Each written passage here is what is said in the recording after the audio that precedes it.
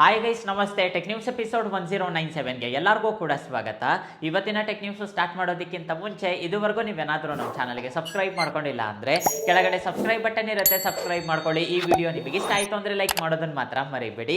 ಇವತ್ತಿನ tech news ಆದ್ರೆ start ಮಾಡೋಣಂತೆ. ಇವತ್ತಿನ ಟೆಕ್ ನ್ಯೂಸ್ ನೋಡ್ಕೊಂಡ್ರೆ ಮೊದಲನೇ ನ್ಯೂಸ್ ಬಂದ್ಬಿಟ್ಟು ನಮಗೆ ಪೋಕೋ ಇಂದ. ಪೋಕೋ ಸಿಒ ಇಮಾನ್ಶು ಅವರು ನಿಮ್ಗೆಲ್ಲರಿಗೂ ಕೂಡ ಗೊತ್ತಿರೋದೆ. ಟೆಕ್ ನ್ಯೂಸ್ ಅಲ್ಲಿ ನಾವು ತುಂಬಾ ಸಲ ಮಾತಾಡಿದೀವಿ. ಇವಾಗ ಇವರು ಒಫಿಷಿಯಲ್ ಆಗಿ ಪೋಕೋ ಸಿಒ ಪೋಸ್ಟ್ ಗೆ ರಿಸೈನ್ ಆದ್ರೆ ಮಾಡಿದ್ದಾರೆ. ಇನ್ನ ಒಂದು ರಿಪೋರ್ಟ್ ಇದೆ. ಈ ರಿಪೋರ್ಟ್ ಪ್ರಕಾರ ನೋಡ್ಕೊಂಡ್ರೆ ಇವ್ರು ಇವಾಗ ನಥಿಂಗ್ ಸಿಒ ಆಗ್ತಾರೆ ಅಂತ ಹೇಳ್ಬಿಟ್ಟು ಗೊತ್ತಾಗ್ತಿದೆ. ನಥಿಂಗ್ ಅಂದ್ರೆ ನಥಿಂಗ್ ಬ್ರ್ಯಾಂಡಿಗೆ ಸಿಒ ಆಗೋದಿಲ್ಲ, ನಥಿಂಗ್ ಇಂಡಿಯಾ ಸಿಒ ಅಂತಾನೆ ಹೇಳ್ಬೋದು. ನಮ್ ಇಂಡಿಯಾಗೆ ಇವರು ಸಿಒ ಆಗಿ ಅಪಾಯಿಂಟ್ ಆದ್ರೆ ಆಗ್ತಾರೆ. ಇದೇನು ಹೊಸದಲ್ಲ, ಈ ರೀತಿಯಾಗಿ ಪ್ರತಿ ಕಂಪ್ನಿಯವರು ಕೂಡ ಮಾಡ್ತಾರೆ. ಶೌಮಿಗೆ ನೋಡಿ, ಶೌಮಿ ಇಂಡಿಯಾ ಸಿಒ ಇರ್ತಾರೆ. ಒನ್ ಪ್ಲಸ್ಗೂ ಕೂಡ ಒನ್ ಪ್ಲಸ್ ಇಂಡಿಯಾ ಸಿಒ ಇರ್ತಾರೆ. ಈ ರೀತಿಯಾಗಿ ಪ್ರತಿ ಒಂದು ಬ್ರ್ಯಾಂಡಿಗೂ ಕೂಡ ಆ ಕಂಟ್ರಿನ ರೆಪ್ರೆಸೆಂಟ್ ಮಾಡ್ತಾ ಒಬ್ರು ಸಿಇಒ ಆದ್ರೆ ಇರ್ತಾರೆ. ಅದೇ ರೀತಿ ನಥಿಂಗ್ ಬ್ರ್ಯಾಂಡಿಗೂ ಕೂಡ ನೆಕ್ಸ್ಟ್ ಇವರು ಸಿಇಒ ಆಗ್ತಾರೆ ಅಂತ ಹೇಳ್ಬಿಟ್ಟು ರಿಪೋರ್ಟ್ಸ್ ಆದ್ರೆ ಬರ್ತಾ ಇದೆ. ಇದ್ರೂ ಕೂಡ ಇರ್ಬೋದು, ಯಾಕೆಂದ್ರೆ ಪ್ರತಿ ಸಲ ಹಿಂಗಾಗುತ್ತೆ. ರಿಯಲ್ಮಿಯಲ್ಲಿ ನೋಡ್ರಿ, ಫಸ್ಟ್ ನಮಗೆ ಮಾಧವ್ ಶೇತ್ ಅವರು ಇದ್ರು, ಅದಾದ್ಮೇಲೆ ಹಾನರಿಗೆ ಬಂದ್ರು, ಇವಾಗ ಬಂದ್ಬಿಟ್ಟು ಎ ಪ್ಲಸ್ ಅಲ್ಲಿ ಇದ್ದಾರೆ. ಈ ರೀತಿಯಾಗಿ ಶಿಫ್ಟ್ ಆಗ್ತಾ ಇರ್ತಾರೆ. ಇವಾಗ ಬರ್ತಾ ಇರೋ ರಿಪೋರ್ಟ್ಸ್ ಪ್ರಕಾರ ನೋಡ್ಕೊಂಡ್ರೆ ಪೋಕೋ ಸಿಒ ಇನ್ನೊಂದು ಸ್ವಲ್ಪ ದಿನದಲ್ಲಿ ನಥಿಂಗ್ ಇಂಡಿಯಾ ಸಿಒ ಆಗ್ತಾರೆ. ನ್ಯೂಸ್ ನೋಡ್ಕೊಂಡ್ರೆ ನಮಗೆ ಫ್ಲಿಪ್ಕಾರ್ಟ್ ಇಂದ. ಫ್ಲಿಪ್ಕಾರ್ಟ್ ಅವರು ಒಫಿಷಿಯಲ್ ಆಗಿ ಒಂದು ಸೇಲ್ ಅನೌನ್ಸ್ ಮಾಡಿದ್ದಾರೆ, ಫ್ರೀಡಮ್ ಸೇಲ್ ಅಂತೇಳಿ.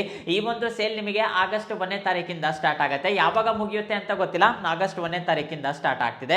ಅದೇ ದಿನ ನಿಮಗೆ ಅಮೆಝಾನ್ ಅಲ್ಲೂ ಕೂಡ ಗ್ರೇಟ್ ಫ್ರೀಡಮ್ ಫೆಸ್ಟಿವಲ್ ಸೇಲ್ ಆದ್ರೆ ರನ್ ಆಗ್ತಾ ಇದೆ. ಸೇಮ್ ಫೆಸ್ಟಿವಲ್ ಸೇಲ್ಸ್ ಅಂತಾನೆ ಹೇಳ್ಬೋದು. ಈ ಒಂದು ಸೇಲ್ ಅಲ್ಲೂ ಕೂಡ ನಿಮಗೆ ಒಳ್ಳೊಳ್ಳೆ ಡಿಸ್ಕೌಂಟ್ ಆದ್ರೆ ಇರುತ್ತೆ. ರೀಸನ್ ಏನು ಅಂದ್ರೆ ಆಗಸ್ಟ್ ಸ್ಟಾರ್ಟ್ ಆಯಿತು ಅಂದ್ರೆ ಬರ್ದಿಟ್ಕೋಬೇಡಿ, ನಿಮಗೆ ಆಫರ್ಸ್ ಅಂತಾನೆ ಹೇಳ್ಬೋದು. ನಿಮಗೆ ಪ್ರತಿಯೊಂದ್ರ ಮೇಲೂ ಕೂಡ ಆಫರ್ಸ್ ಆದ್ರೆ ಸಿಗುತ್ತೆ. ಇವಾಗ ಫ್ರೀಡಮ್ ಸೇಲ್ ಆದ ತಕ್ಷಣ ನೆಕ್ಸ್ಟ್ ನಿಮಗೆ ಬರೋದೇ ಬಿಗ್ ಬಿಲಿಯನ್ ಡೇ ಸೇಲ್ಸ್, ಹಾಗೆ ಬಂದ್ಬಿಟ್ಟು ಗ್ರೇಟ್ ಇಂಡಿಯನ್ ಫೆಸ್ಟಿವಲ್ ಸೇಲ್ಸ್. ಈ ಒಂದು ಸೇಲ್ ನಮ್ಮ ಇಂಡಿಯಾದಲ್ಲೆಲ್ಲ ಈ ಸೇಲ್ಸ್ ಅಲ್ಲೇ ಬಿಗ್ಗೆಸ್ಟ್ ಸೇಲ್ಸ್ ಅಂತಾನೆ ಹೇಳ್ಬೋದು. ಅಷ್ಟು ಒಳ್ಳೆ ಸೇಲ್ ಇರುತ್ತೆ. ಆ ಸೇಲ್ ಬಗ್ಗೆ ನಿಮ್ಗೆಲ್ಲರಿಗೂ ಕೂಡ ಗೊತ್ತಿರೋದೆ. ಇವಾಗ ಆಗಸ್ಟ್ 1ನೇ ತಾರೀಕು ಒಫಿಷಿಯಲ್ ಆಗಿ ಈ ಒಂದು ಸೇಲ್ ಸ್ಟಾರ್ಟ್ ಆಗ್ತಾ ಇದೆ. ಯಾರಾದ್ರೂ ಅರ್ಜೆಂಟ್ ಅಲ್ಲಿ ಏನಾದ್ರೂ ಅಪ್ಲಿಯನ್ಸಸ್ ಆಗಿರ್ಬೋದು, ಮೊಬೈಲ್ಸ್ ಆಗಿರ್ಬೋದು, ಲ್ಯಾಪ್ಟಾಪ್ಸ್ ಏನಾದ್ರೂ ತಗೋಬೇಕು ಅಂತ ಪ್ಲಾನ್ ಅಲ್ಲಿ ಇದ್ರೆ ಈ ಒಂದು ಸೇಲ್ ಅಲ್ಲಿ ಟ್ರೈ ಮಾಡಿ. ನಿಮಗೆ ಸಸ್ತಾ ಪ್ರೈಸ್ ಅಲ್ಲೇ ಎಲೆಕ್ಟ್ರಾನಿಕ್ ಐಟಮ್ಸ್ ಆದ್ರೆ ಸಿಗುತ್ತೆ. ನ್ಯೂಸ್ ನೋಡ್ಕೊಂಡ್ರೆ ನಮಗೆ ಆಪಲ್ ಇಂದ. ಆಪಲ್ ಕಂಪ್ನಿಯವರು ಲಾಂಚ್ ಮಾಡಿದ್ರೆ ಮುಂದಿನ ವರ್ಷ ಫೋಲ್ಡೇಬಲ್ ಫೋನ್ ಲಾಂಚ್ ಮಾಡ್ತಾರೆ ಅಂತ ಹೇಳ್ಬಿಟ್ಟು ಗೊತ್ತಾಗ್ತಾ ಇದೆ. ತುಂಬಾ ರಿಪೋರ್ಟ್ಸ್ ಆದ್ರೆ ಬರ್ತಾ ಇದೆ. ಈಗಾಗಲೇ ತುಂಬಾ ವರ್ಕ್ ಕಂಪ್ಲೀಟ್ ಮಾಡ್ಕೊಂಡಿದ್ದಾರೆ. ಮುಂದಿನ ವರ್ಷ 100% ಲಾಂಚ್ ಮಾಡ್ತಾರೆ ಅಂತ ಹೇಳ್ಬಿಟ್ಟು ಒಂದ್ ಸ್ವಲ್ಪ ಸ್ಟ್ರಾಂಗ್ ಆಗಿನೇ ರಿಪೋರ್ಟ್ಸ್ ಆದ್ರೆ ಬರ್ತಾ ಇದೆ. ಇವಾಗ ಬರ್ತಾ ಇರೋ ರಿಪೋರ್ಟ್ಸ್ ಪ್ರಕಾರ ನೋಡ್ಕೊಂಡ್ರೆ ಒಂದು ಮಾತು ಹೇಳ್ತೀನಿ ನೋಡಿ, ಆಪಲ್ ಕಂಪ್ನಿಯವರು ಎಷ್ಟು ಬುದ್ಧಿವಂತರು ಅಂದ್ರೆ R&D ಯಲ್ಲಿ ಪ್ರತಿ ಕಂಪ್ನಿಯೂ ಕೂಡ ಇನ್ವೆಸ್ಟ್ ಮಾಡುತ್ತೆ. ರಿಸರ್ಚ್ ಅಂಡ್ ಡೆವಲಪ್ಮೆಂಟ್ ಅಂತ ಹೇಳ್ಬಿಟ್ಟು ಕರಿತೀವಿ. ಏನೇ ಒಂದು ಪ್ರಾಡಕ್ಟ್ ಬರ್ಬೇಕಂದ್ರೂ ಕೂಡ ಫಸ್ಟ್ R&D ಯಲ್ಲಿ ವರ್ಕ್ ಎಲ್ಲ ಕಂಪ್ಲೀಟ್ ಆದ್ಮೇಲೆ ಅದು ನಮಗೆ ಲೈವ್ ಅಲ್ಲಿ ಆ ಒಂದು ಪ್ರಾಡಕ್ಟ್ ಆದ್ರೆ ಸಿಗುತ್ತೆ. ಸ್ಯಾಮ್ಸಂಗ್ ಅವರು ಈ ಫೋಲ್ಡಬಲ್ ಫೋನ್ ಬರೋದಕ್ಕಿಂತ ಮುಂಚೆ ಅವರು ಎಷ್ಟು ರಿಸರ್ಚ್ ಮಾಡಿದ್ರು ಅಂದ್ರೆ ಫಸ್ಟಿಗೆಲ್ಲ ನೋಡಿ, ನಮಗೆ ಡಿಸ್ಪ್ಲೇಸ್ ಅನ್ನೋದು ಅಷ್ಟು ಫ್ಲೆಕ್ಸಿಬಲ್ ಇರ್ತಿರ್ಲಿಲ್ಲ. ಒಂದು ಸ್ವಲ್ಪ ನೀವು ಈ ರೀತಿಯಾಗಿ ಅಂದಿದ್ದೀರಾ ಅಂದ್ರೆ ಪಟ್ಟನ್ ಬಿಡೋದು, ಮುರಿದೋಗ್ಬಿಡ್ತಾ ಇತ್ತು. ನಮಗೆ ಡಿಸ್ಪ್ಲೇ ಅನ್ನೋದು ಫ್ಲೆಕ್ಸಿಬಲ್ ಇರೋದೇ ಇಲ್ಲ. ಆದ್ರೆ ಫೋಲ್ಡಬಲ್ ಫೋನ್ಸ್ಗೆ ನಮಗೆ ಡಿಸ್ಪ್ಲೇ ಅನ್ನೋದು ಫ್ಲೆಕ್ಸಿಬಲ್ ಆಗಿರಬೇಕು. ನೀವು ಓಪನ್ ಅಂಡ್ ಕ್ಲೋಸ್ ಮಾಡಬೇಕು ಅಂದ್ರೆ ಆ ಹಿಂಜ್ ಹತ್ರ ಡಿಸ್ಪ್ಲೇ ಅನ್ನೋದು ಓಪನ್ ಅಂಡ್ ಕ್ಲೋಸ್ ಆಗಬೇಕು. ಅಂದ್ರೆ ನಿಮಗೆ ಒಂದು ಸ್ವಲ್ಪ ಫ್ಲೆಕ್ಸಿಬಿಲಿಟಿ ಆದ್ರೆ ಇರಬೇಕು. ಅದಕ್ಕೋಸ್ಕರ ಅವರು ತುಂಬಾ ದುಡ್ಡು ಖರ್ಚು ಮಾಡಿದ್ರು. ಇವಾಗ ಆಪಲ್ ಕಂಪ್ನಿಯವರು ನೋಡ್ರಿ, ಸ್ಯಾಮ್ಸಂಗ್ ಅವರು ಹತ್ರನೇ ಆ ಫೋಲ್ಡಬಲ್ ಫೋನ್ಸ್ಗೆ ಸಂಬಂಧಪಟ್ಟ ಡಿಸ್ಪ್ಲೇಸ್ ನ ಪರ್ಚೇಸ್ ಮಾಡ್ತಿದ್ದಾರೆ. ಈ ರೀತಿಯಾಗಿ ಒಂದು ಸ್ವಲ್ಪ ಇಂಟರ್ನಲ್ ವರ್ಕ್ ಆದ್ರೆ ನಡೀತಾ ಇದೆ. ಅತಿ ಶೀಘ್ರದಲ್ಲಿ ಲಾಂಚ್ ಮಾಡ್ತಾರೆ ಅಂತ ಹೇಳ್ಬಿಟ್ಟು ರಿಪೋರ್ಟ್ಸ್ ಆದ್ರೆ ಬರ್ತಾ ಇದೆ. ಆಪಲ್ ಕಂಪ್ನಿಯವರು ಇವಾಗಲ್ಲ, ಇನ್ನೊಂದು 10 ವರ್ಷ ಆದ್ಮೇಲೆ ಫೋಲ್ಡಬಲ್ ಫೋನ್ ಲಾಂಚ್ ಮಾಡಿದ್ರು ಕೂಡ ಅವ್ರ ಹೈಪ್ ಅವ್ರಿಗೆ ಇರುತ್ತೆ. ಯಾಕೆಂದ್ರೆ ನೀವೇ ಅರ್ಥ ಮಾಡ್ಕೊಳ್ಳಿ, ಇವಾಗ ಸ್ಯಾಮ್ಸಂಗ್ ಅವರು ಅಟ್ ಪ್ರೆಸೆಂಟ್ ಇವಾಗ 7th ಜನರೇಷನ್ ಅಲ್ಲಿ ಇದ್ದಾರೆ. ಆಪಲ್ ಕಂಪ್ನಿಯವರು ಇನ್ನ ಲಾಂಚ್ ಮಾಡಿಲ್ಲ, ಲಾಂಚ್ ಮಾಡ್ತಾರೆ ಅಂತ ಹೇಳ್ಬಿಟ್ಟು ಗೊತ್ತಾಗ್ತಿದೆ. ಆದ್ರೂ ಕೂಡ ಹೈಪ್ ಯಾವ ರೀತಿ ಇದೆ ಅಂತೇಳಿ. ಸೊ ನೋಡೋಣಂತೆ ಆಪಲ್ ಕಂಪ್ನಿಯವರು ಲಾಂಚ್ ಮಾಡಿದ್ರೆ ಫೋಲ್ಡಬಲ್ ಫೋನ್ ಯಾವ ರೀತಿ ಇರುತ್ತೆ ಅಂತ ಹೇಳ್ಬಿಟ್ಟು ಆವಾಗ ಗೊತ್ತಾಗುತ್ತೆ. ನೆಕ್ಸ್ಟ್ ನ್ಯೂಸ್ ನೋಡ್ಕೊಂಡ್ರೆ ನಮಗೆ ನಥಿಂಗ್ ಇಂದ. ನಥಿಂಗ್ ಫೋನ್ 3 ಈ ಮೊಬೈಲ್ ಲಾಂಚ್ ಆಗಿ ಒಂದು 20 ದಿನ ಆಯ್ತೋ ಇಲ್ಲೋ, ಇವಾಗ ಡಿಸ್ಕೌಂಟ್ ಮೇಲೆ ಡಿಸ್ಕೌಂಟ್. ಫ್ಲಿಪ್ಕಾರ್ಟ್ ಅಲ್ಲಿ ಇವಾಗ ಅಟ್ ಪ್ರೆಸೆಂಟ್ 85,000ಕ್ಕೆ ಈ ಮೊಬೈಲ್ ನ ಸೇಲ್ ಮಾಡ್ತಿದ್ದಾರೆ. ಬ್ಯಾಂಕ್ ಆಫರ್ಸ್ ಹಾಗೆ ಬಂದ್ಬಿಟ್ಟು ಎಕ್ಸ್ಚೇಂಜ್ ಆಫರ್ಸ್ ನ ನೀವು ಯೂಸ್ ಮಾಡ್ಕೊಂಡಿದ್ದೀರಾ ಅಂದ್ರೆ ಡೈರೆಕ್ಟ್ ಆಗಿ 20,000 ಕಮ್ಮಿ ಆಗ್ತಾ ಇದೆ. ಆವಾಗ ನಿಮಗೆ ಈ ಒಂದು ಮೊಬೈಲ್ 69,000ಕ್ಕೆ ಸಿಗ್ತಾ ಇದೆ. 69,000 ಕೂಡ ಎಕ್ಸ್ಪೆನ್ಸಿವ್ ಅಲ್ಲ ಬ್ರೋ, ಅಂದ್ರೆ 50,000 ಕೂಡ ಜಾಸ್ತಿ. ಇನ್ನೊಂದು ಸ್ವಲ್ಪ ದಿನ ವೇಟ್ ಮಾಡಿ. ಯಾರಾದ್ರೂ ಈ ಮೊಬೈಲೇ ತಗೋಬೇಕು ಅಂತ ಪ್ಲಾನ್ ಮಾಡ್ತಾ ಇದ್ರೆ ನಿಮಗೆ ದಸರಾ ಸೇಲ್ ಅಲ್ಲಿ ಈಸಿಯಾಗಿ 50,000 ರೇಂಜ್ ಅಲ್ಲಿ ಬರುತ್ತೆ. ಬಂದ್ರೆ 45,000 ರೇಂಜಿಗೂ ಕೂಡ ಈ ಮೊಬೈಲ್ ಬರೋ ಚಾನ್ಸ್ ಆದ್ರೆ ಇದೆ.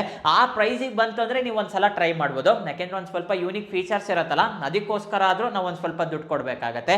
ಸೊ ನೋಡೋಣಂತೆ, ಒಂದು 50,000 ಒಳಗಡೆ ಬಂತು ಅಂದ್ರೆ ನಾವಾಗ ನೀವು ಈ ಒಂದು ಮೊಬೈಲ್ ನ ಟ್ರೈ ಮಾಡ್ಬೋದು. ನ್ಯೂಸ್ ಹೇಳೋದಕ್ಕಿಂತ ಮುಂಚೆ ಡೀಲ್ ಆಫ್ ದಿ ಡೇ ನೋಡೋಣಂತೆ. ಅದರಲ್ಲಿ ಮೊದಲನೇದು ಬಂದ್ಬಿಟ್ಟು Xiaomi Pad 7 27,500ಕ್ಕೆ ಸಿಗ್ತಾ ಇದೆ. ತುಂಬಾ ಒಳ್ಳೆ ಟ್ಯಾಬ್ ಅಂತಾನೆ ಹೇಳ್ಬೋದು, ತುಂಬಾನೇ ಚೆನ್ನಾಗಿರುತ್ತೆ, ರೀಸನಬಲ್ ಪ್ರೈಸ್ ಅಲ್ಲಿ ಸಿಗ್ತಾ ಇದೆ. ಹಾಗೆ ಬಂದ್ಬಿಟ್ಟು Puma ಸ್ಲೈಡರ್ಸ್ 770 ರೂಪಾಯಿಗೆ ಸಿಗ್ತಾ ಇದೆ, 80 ರೂಪಾಯಿಗೆ ಸಿಗ್ತಾ ಇದೆ. ಎರಡು ಕೂಡ ನಿಮಗೆ ಲೋಯೆಸ್ಟ್ ಪ್ರೈಸ್ ಅಂತಾನೆ ಹೇಳ್ಬೋದು, ವ್ಯಾಲ್ಯೂ ಫಾರ್ ಮನಿ ಪ್ರಾಡಕ್ಟ್ಸ್ ಆದ್ರೆ ಸಿಗ್ತಾ ಇದೆ. ಯಾರಾದ್ರೂ ಈ ಒಂದು ಡೀಲ್ಸ್ ನ ಮಿಸ್ ಮಾಡ್ಕೋಬಾರ್ದು ಅಂದ್ರೆ ನಮ್ಮ ಟೆಲಿಗ್ರಾಮ್ ಚಾನಲ್ ಅಲ್ಲಿ ಜಾಯ್ನ್ ಆಗಿ, ಡಿಸ್ಕ್ರಿಪ್ಷನ್ ಅಲ್ಲಿ ನಾನು ಲಿಂಕ್ ಕೊಟ್ಟಿರ್ತೀನಿ. ಆ ಲಿಂಕ್ ಅಲ್ಲಿ ನೀವು ಜಾಯ್ನ್ ಆಗಿದ್ದೀರಾ ಅಂದ್ರೆ ಈ ತರ ಆಫರ್ಸ್, ಈ ತರ ಡೀಲ್ಸ್ ಪ್ರತಿದಿನ ನಾವು ಪೋಸ್ಟ್ ಮಾಡ್ತಾನೆ ಇರ್ತೀವಿ.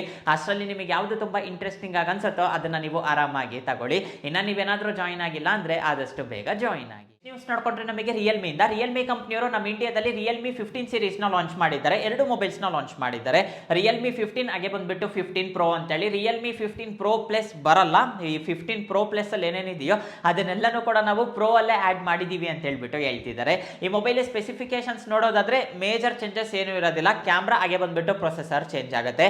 ಎರಡರಲ್ಲೂ ಕೂಡ ನಿಮಗೆ AMOLED ಡಿಸ್ಪ್ಲೇ ಇರುತ್ತೆ, 144 Hz ರಿಫ್ರೆಶ್ ರೇಟ್ ಗೆ ಸಪೋರ್ಟ್ ಮಾಡುತ್ತೆ. ಇನ್ನು ಪ್ರೊಸೆಸರ್ ವಿಷಯಕ್ಕೆ ಬಂದ್ರೆ ರಿಯಲ್ಮಿ 15 ಅಲ್ಲಿ MediaTek Dimensity 7300 ಈ ಒಂದು ಚಿಪ್ಸೆಟ್ ಯೂಸ್ ಮಾಡಿದ್ದಾರೆ.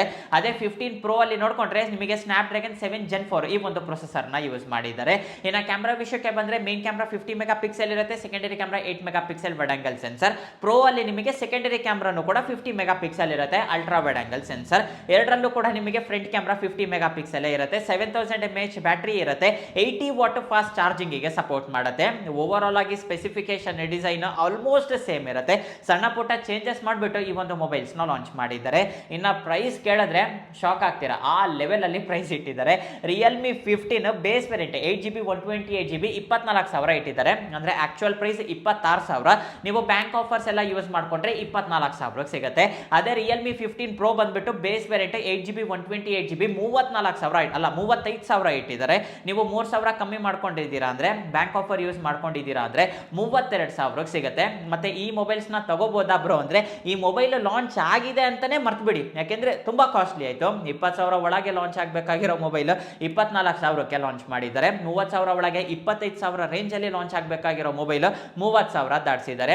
ಕಂಪ್ಲೀಟ್ ಆಗಿ ವರ್ತ್ ಇಲ್ಲ, ತಗೊಳೋದಿಕ್ಕಾದ್ರೆ ಹೋಗ್ಬೇಡಿ, ಸುಮ್ಮನೆ ವೇಸ್ಟ್. ಆ ಪ್ರೈಸ್ ಅಲ್ಲಿ ಇದಕ್ಕಿಂತ ಬೆಟರ್ ಆಗಿರೋ ಮೊಬೈಲ್ಸ್ ಇದೆ, ಆ ಒಂದು ಮೊಬೈಲ್ಸ್ ನ ಟ್ರೈ ಮಾಡಿ. ನೆಕ್ಸ್ಟ್ ನ್ಯೂಸ್ ನೋಡ್ಕೊಂಡ್ರೆ ನಮಗೆ ನಥಿಂಗ್ ಕಂಪ್ನಿಯವರು ಒಂದು ಹೊಸ ಬ್ರ್ಯಾಂಡ್ ಕ್ರಿಯೇಟ್ ಮಾಡ್ತಿದ್ದಾರೆ ಅಂತ ಹೇಳ್ಬಿಟ್ಟು ರಿಪೋರ್ಟ್ಸ್ ಆದ್ರೆ ಬರ್ತಾ ಇದೆ. ಹೊಸ ಬ್ರ್ಯಾಂಡ್ ಈಗಾಗಲೇ CMF ಇದೆ ಅಲ್ಲ ಬ್ರೋ, ಮತ್ತಿನ್ನೇನಕ್ಕೆ ಬ್ರ್ಯಾಂಡ್ ಅಂದ್ರೆ ಇವರು ಸಪರೇಟ್ ಬ್ರ್ಯಾಂಡ್ ಕ್ರಿಯೇಟ್ ಮಾಡಬೇಕು ಅಂತ ಪ್ಲಾನ್ ಮಾಡ್ತಾ ಇಲ್ಲ, ಸೀರೀಸ್ ಅಲ್ಲಿ ಒಂದು ಹೊಸ ಸೀರೀಸ್ ಲಾಂಚ್ ಮಾಡ್ತಿದ್ದಾರೆ. ಇವಾಗ ಅಟ್ ಪ್ರೆಸೆಂಟ್ ನೋಡ್ಕೊಂಡ್ರೆ ನಥಿಂಗ್ ಅಲ್ಲಿ ನಿಮಗೆ ಫ್ಲಾಗ್ಶಿಪ್ ಮೊಬೈಲ್ಸ್ ಅಂದ್ರೆ nothing phone 1, Nothing phone 2, Nothing phone 3 ಇರುತ್ತೆ. ಅದೇ ನೀವು ಸಬ್ ಡಿವೈಡ್ ಬಂದಿದ್ದೀರಾ ಅಂದ್ರೆ nothing phone 2A, nothing phone 3A Pro, so ಈ ರೀತಿಯಾಗಿ ಇರುತ್ತೆ. ಇನ್ನ ಒಂದ್ ಸ್ವಲ್ಪ ಕಮ್ಮಿ ಪ್ರೈಸ್ ಅಲ್ಲಿ, ಅದು ಕೂಡ ನಥಿಂಗ್ ಬ್ರ್ಯಾಂಡ್ ಅಲ್ಲೇ ತರಬೇಕು ಅಂತೇಳಿ ಟಿ ಸೀರೀಸ್ ಅಲ್ಲಿ ಮೊಬೈಲ್ಸ್ ಲಾಂಚ್ ಆಗುತ್ತೆ ಅಂತ ಹೇಳ್ಬಿಟ್ಟು ಗೊತ್ತಾಗ್ತಿದೆ. ನಿಮಗೆ ಟಿ ಸೀರೀಸ್ ಅಲ್ಲಾದ್ರೂ ಲಾಂಚ್ ಆಗುತ್ತೆ, ಇಲ್ಲ ಅಂದ್ರೆ ಲೈಟ್ ಹೆಸರಲ್ಲಾದ್ರೂ ಈ ಒಂದು ಮೊಬೈಲ್ಸ್ ಲಾಂಚ್ ಆಗುತ್ತೆ. ಈಗಾಗಲೇ ಟ್ರೇಡ್ ಮಾರ್ಕ್ ಕೂಡ ಫೈಲ್ ಮಾಡಿದ್ದಾರೆ ಅಂತ ಹೇಳ್ಬಿಟ್ಟು ರಿಪೋರ್ಟ್ಸ್ ಆದ್ರೆ ಬರ್ತಾ ಇದೆ, ಬರೋ ಚಾನ್ಸು ಕೂಡ ಇರುತ್ತೆ. ನಿಮಗೆ ನಥಿಂಗ್ ಬ್ರ್ಯಾಂಡ್ ಅಲ್ಲೇ 20,000 ಒಳಗಡೆ ಬೇಕು ಅಂದ್ರೆ ಅವಾಗ ಟಿ ಸೀರೀಸ್ ಅಲ್ಲಿ ಸಿಗ್ಬೋದು, 20,000 ಮೇಲ್ ಬೇಕು ಅಂದ್ರೆ ಎ ಸೀರೀಸ್ ಅಲ್ಲಿ ಸಿಗುತ್ತೆ. ಕಂಪ್ಲೀಟ್ ಫ್ಲಾಗ್ಶಿಪ್ ಮೊಬೈಲ್ ಬೇಕು ಅಂದ್ರೆ ಗೊತ್ತಿರೋದೆ Nothing phone 1, Nothing phone 2, Nothing phone 3, so ಈ ಒಂದು ಮೊಬೈಲ್ಸ್ ಆದ್ರೆ ಸಿಗುತ್ತೆ.